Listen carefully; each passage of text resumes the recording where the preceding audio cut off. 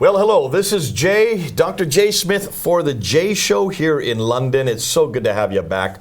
We've been going through the Deen of Islam, the practices of Islam. I've asked Sarah Foster, who is an expert on Islam, to come and help me to unpack these. Great to have you back again, Sarah. We've already done the Shahada, which is the statement of faith that there is only one God but God, and Muhammad is the prophet of God.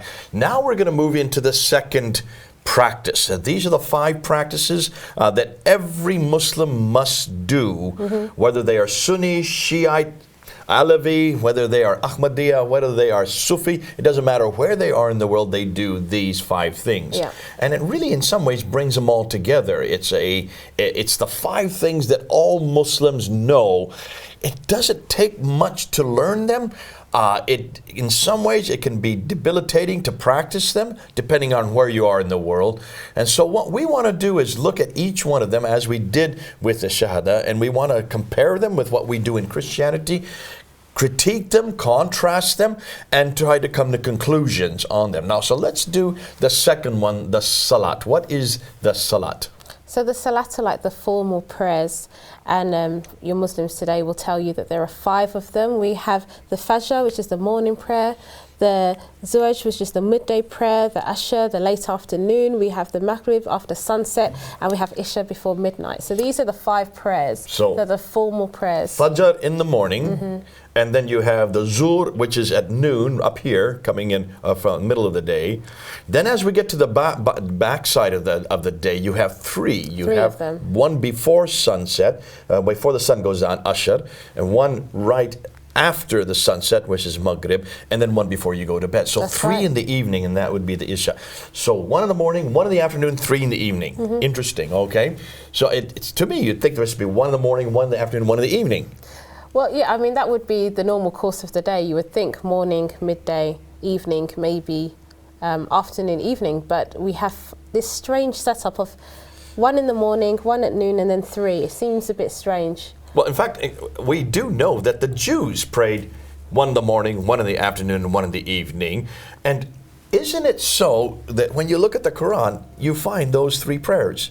Just 3. Well, okay. So you find the 2 prayers in the Meccan surahs. So these are the earlier surahs.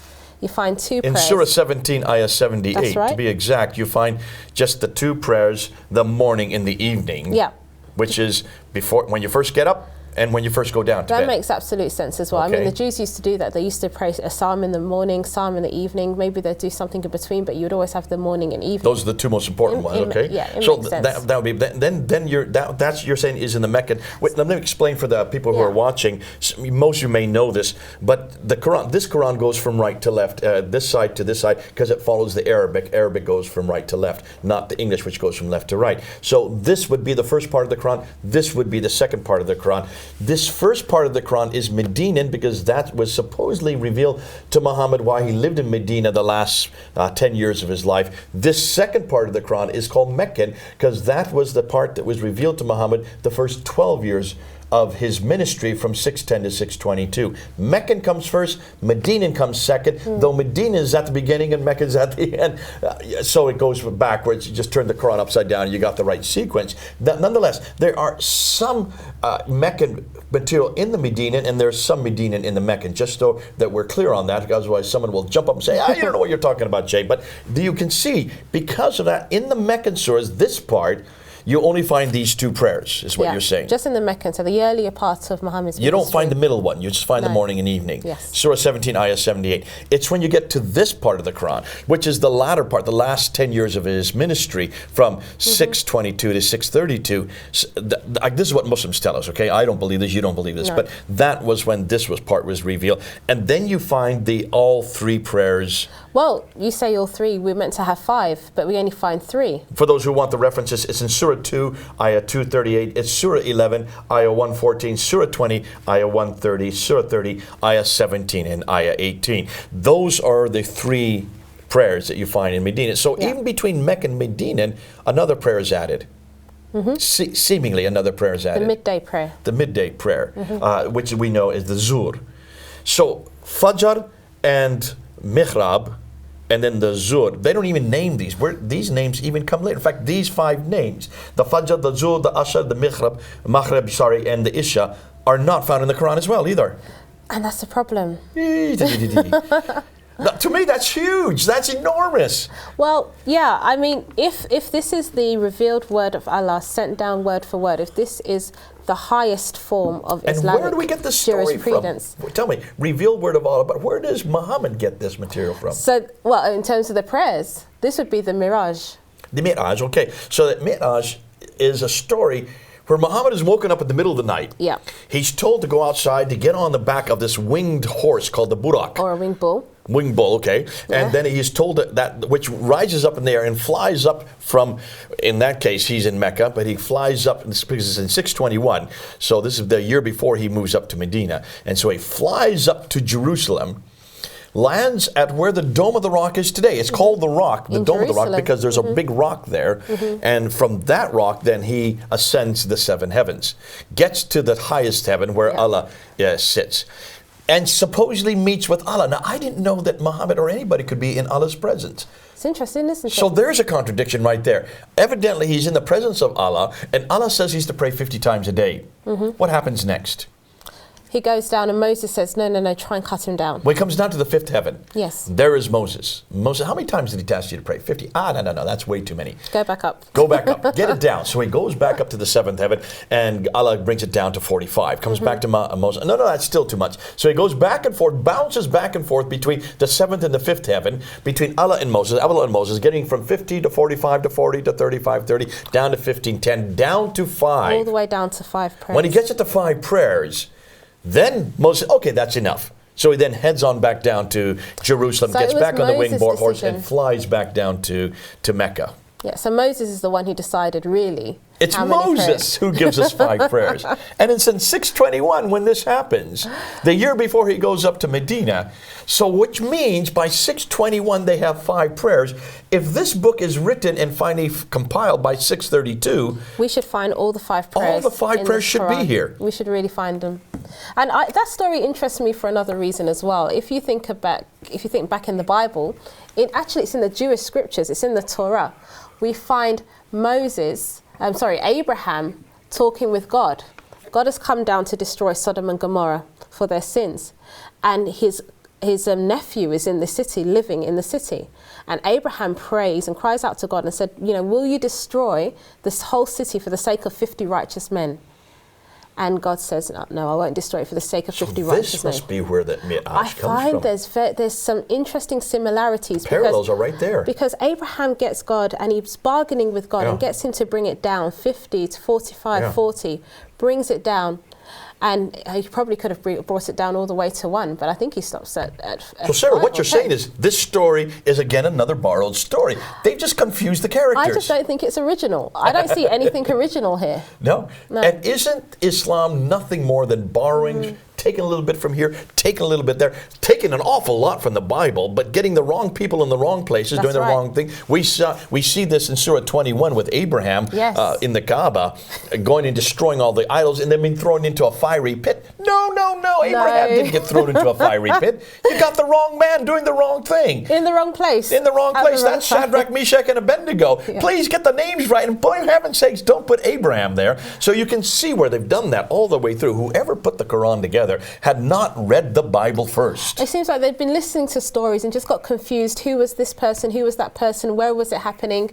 They got some of the details right, but if you're getting the whole context wrong, then it's not correct. It's so good when we have the Bible here to correct it, because the Bible doesn't have this confusion, does not get the characters wrong. The stories are all there, and they were there when the Quran was put together. Why in the world did they not come back to the Bible and check out their sources? Do you know the reason?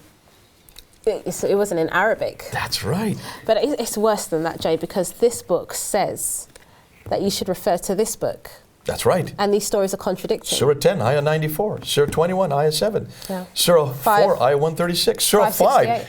46 and 47 and verse 68 that you say, that especially says Christians people don't of even... the book, you stand on nothing unless you uphold the law of the Torah. Unless we come back to this book. And that's why in some ways we're the best to tell Muslims, you've got a problem here. Yeah. Let us tell you where the problems are. Here's another glaring problem. If you want to know about the prayers, if you want to know where the story came about the Miraj, go back to the story of Abraham. But please get the right person doing the right thing at the right time in the right place. That's right.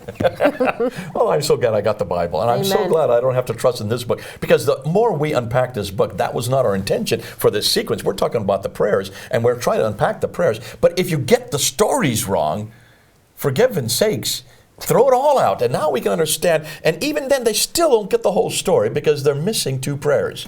They're missing the two prayers that are on either side of the sundown, which would be the Ashr and the Isha. Yeah. They're missing those two prayers. Those are not in the Quran. So that's a contradiction between the Hadith and the Quran. Which one should we believe? Okay, wait. So you're saying that these 5 prayers only appear in the Hadith? They're in the Hadith, which are written In Al-Bukhari? Al-Bukhari, which we know comes 9th or 10th 870.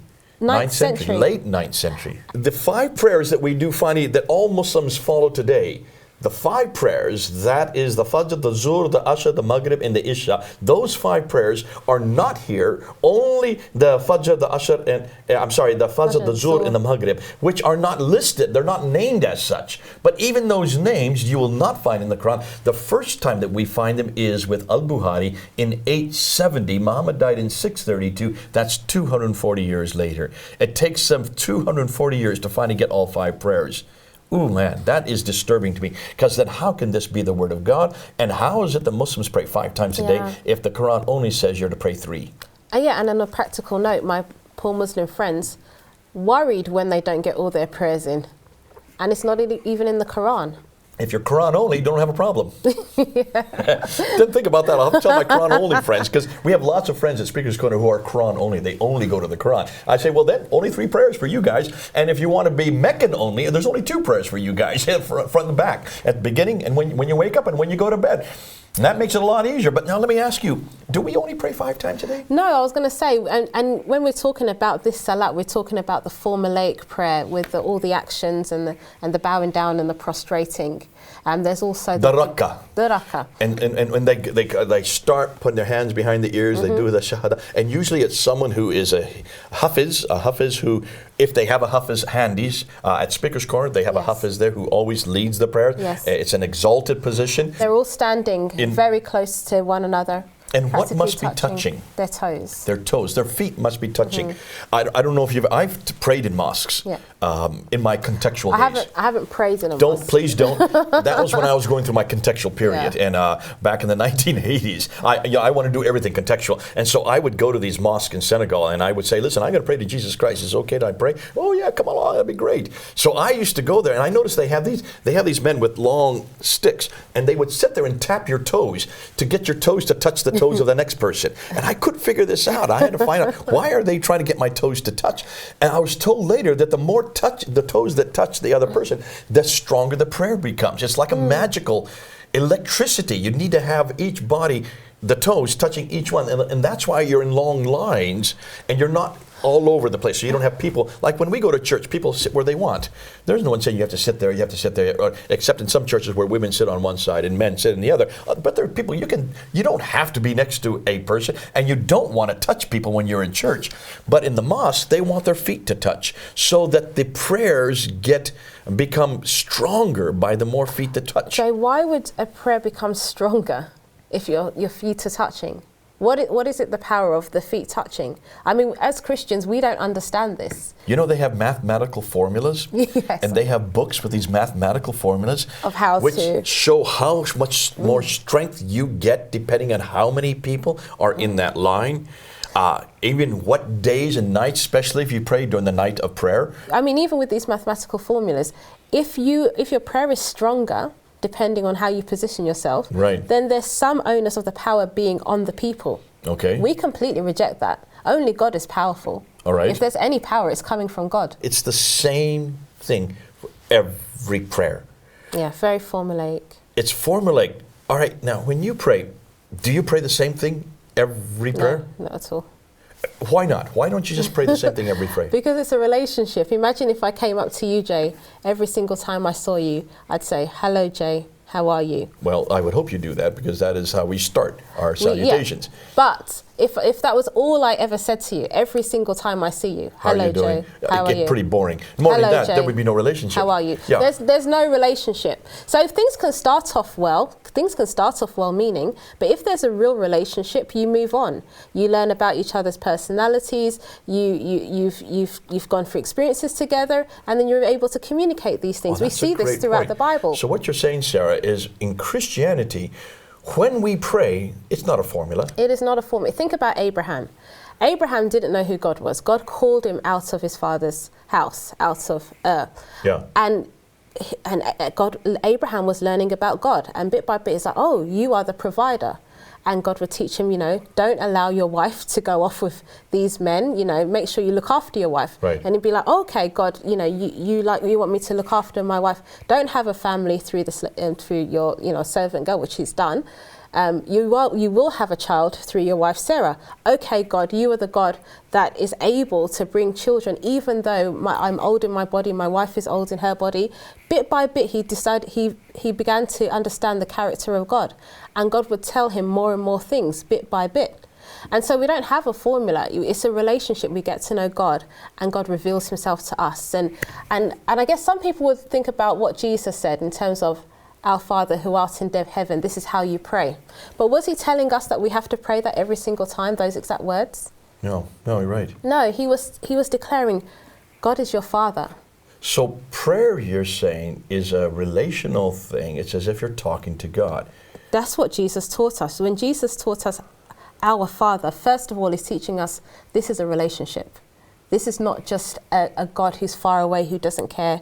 This God relates to you as a father. If you were married, when you do get married, can you imagine waking up in the morning and saying to your husband the same thing you say in the afternoon, the same thing you say just before you go to bed? What kind of relationship would you have with your husband? There'd be no relationship. There'd be no. Maybe there are some marriages like that. I need to be careful. I hope I'm not stepping on any toes. I hope that there are not relationships like that, but maybe they do occur. Nobody wants a relationship like that. That's not a marriage, is it? And that would not be a way that you would treat God or anybody. It comes down to love. I mean, Jesus taught us very important things. It all boils down to two principles. Love God, love your neighbor. Love God, love people.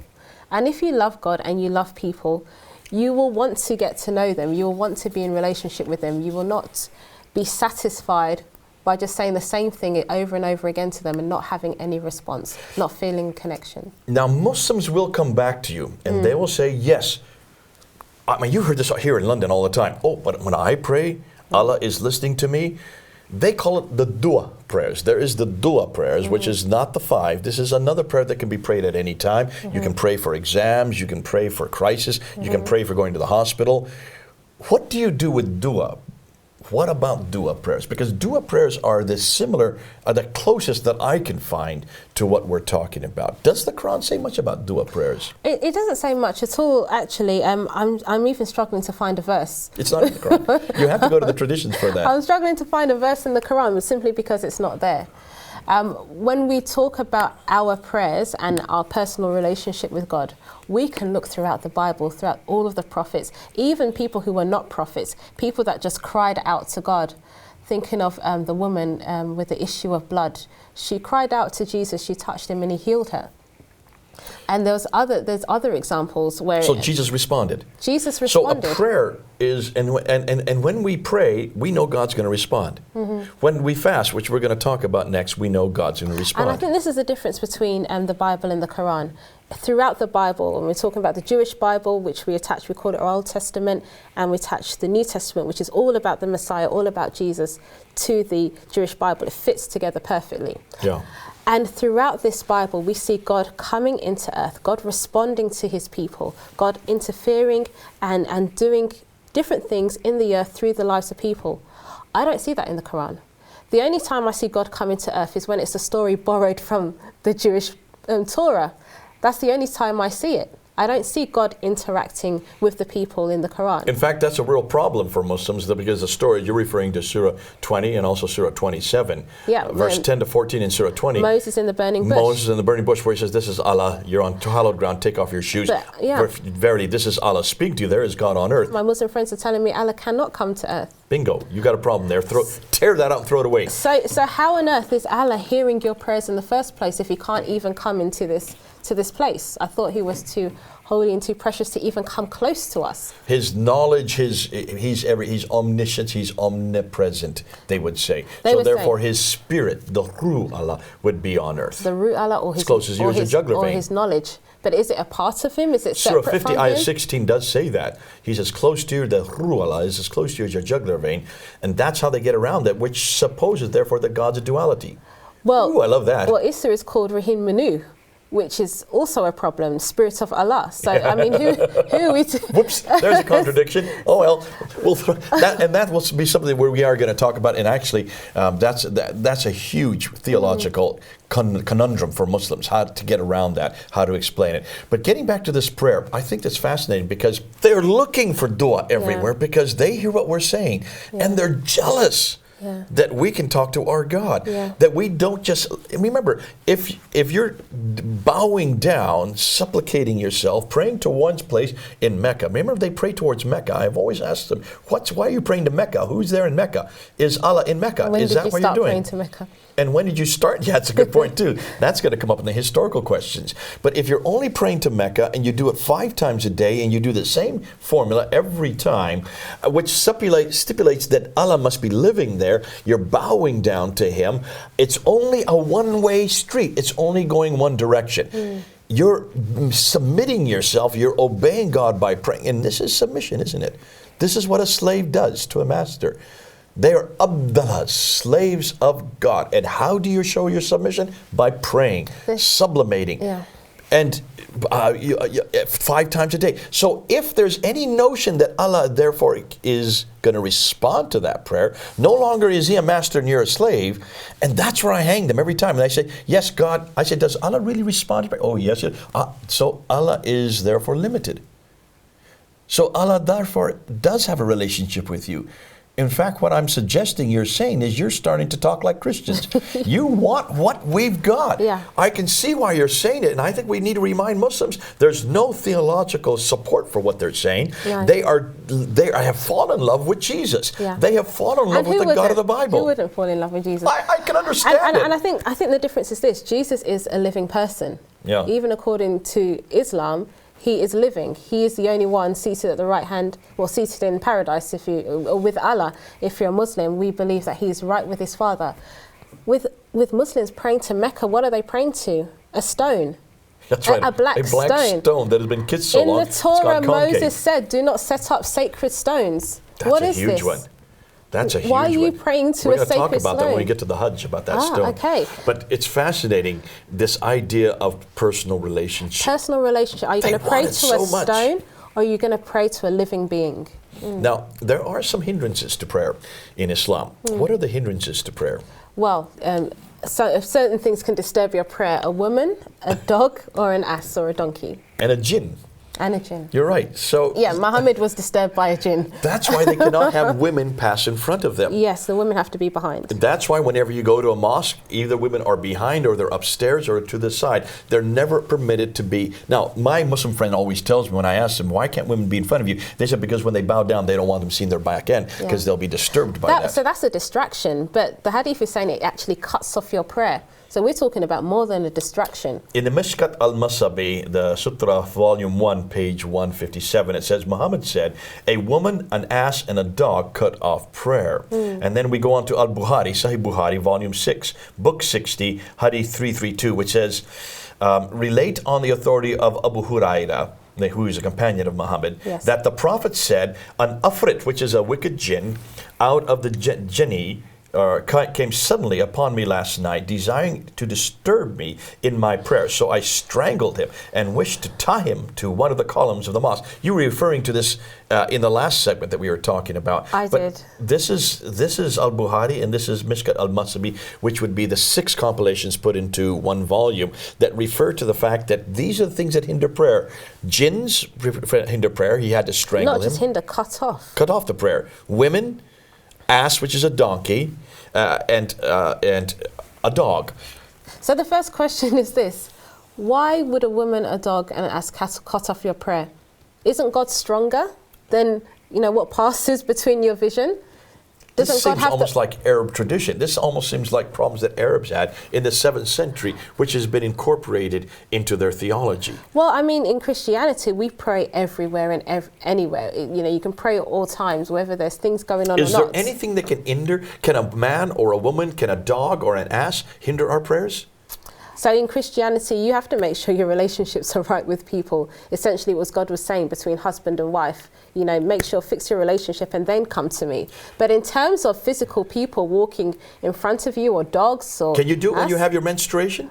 Anytime. See, this is Muslims tell me they can't do it when women are having their menstruation. How about in the toilet? I love to ask that one to my Muslim friends. Can you pray in the toilet? No, you cannot. You must not. And I say, well, then you need a bigger God. Because my God is everywhere. So this is the difference. Even in the toilet. This is the difference between the spiritual and the physical. Yeah. God is not hindered by the physical. Our God, the Christian God, is not hindered by the physical. Anywhere you are, you can pray. That's right. And remember that our God came into earth. He actually came into the filth to rescue us from sin, rescue us from the filth. I think it's in Jeremiah where it talks about that he came down into the miry clay and picked us up and he cleaned us up. So our God is used to getting his hands dirty and dealing with us because we are sinful people in the eyes of God who is perfect. Right. But with Allah, you have to clean yourself. You do these ablutions before the prayers. And it's not anything powerful. You are cleaning yourself with water. Not even anything spiritual, not even anything heavenly. So as long as you clean your hand, behind your ears, your toes, you see when some do their nostrils, they do the mouth. It's almost a ritual as to what goes first and what goes second. What is water going to do? That's right. It's just water. That's so man's thinking. That is such like man trying to become clean. Yes, use water. But that doesn't work. Yeah. And it says in some cases if there's no water, then you use the sand in the desert. Yeah. Like that's going to get you cleaner to God. Earth. Is there anything we can do to make us clean before God? Nothing. Does God wait for us to be clean to come to? I love what you just said. God doesn't wait for us to be clean because there's no way we can be clean. We can't. In fact, it's when we're at the dirtiest that we need the God the most. And that's the gospel. And when we talk about Injil, it means gospel, and gospel means good news. And the good news is that Jesus Christ came.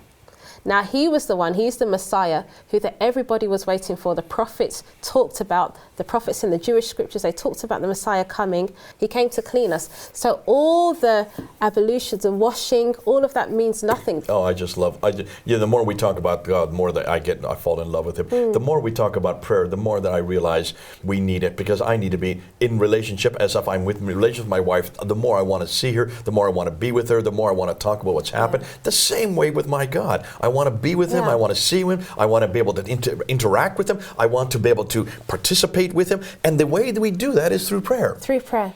It is at any time. People said to Jesus, you are the one who have the words of eternal life. We want the words of Jesus. And how do we get it? We speak to him. We speak pray to him. If I didn't have a relationship with you, how do we get to know each other? And that's exactly what they have with their God. There's nothing deeper. There's no relationship. No wonder he's so other, so distant, so unapproachable, so incomprehensible. No wonder they don't know who God is. That's why everything they can do is earthly. They're not expecting anything to come from heaven. Therefore, prayer for a Muslim is nothing more than working off their salvation. Than talking to a stone. Talking to a stone. They're doing it 5 times a day. The exact same prayer every time. It doesn't change from one to the other. It's the same rakah. It doesn't matter where you are in the world. It happens at Fajr, Zuhr, Asr, Maghrib, and Isha, those 5 times during the day. Yeah. No other time. You can pray at any time. But you know, Jay, there is hope. Why is that? There is hope because it says in the Bible, God says, if you seek me, you will find me if you seek for me with all your hearts. And if you are really seeking God, he will reveal himself, and he will reveal himself as the God of the Bible. Oh, I love that.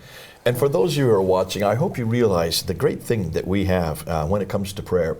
And that's what we're talking about in this segment here. When it comes to prayer, a Muslim can only pray 5 times a day in one direction, in one language. They cannot pray in their own mother tongue. Even when they're doing the prayers, the prayer for many, 85% of all Muslims, is nothing more than an Arabic prayer which they don't even understand. You can pray anywhere, at any time, even in the toilet, even when you're menstruating, and especially when you're feeling down, when you're feeling helpless, when you're feeling hopeless, when you need God the most, that's when God is there. And that's the beautiful thing about prayer. Our prayer is so different than Islam. Yeah. Our prayer is a relational prayer. Our prayer is getting close to God. Our prayer is to a God in any language. He can understand us in English and in Arabic. Yes, even in Arabic, our God can speak every language. What a great God he is. It's so great to introduce him to you. This is Jay here in London. Over and out.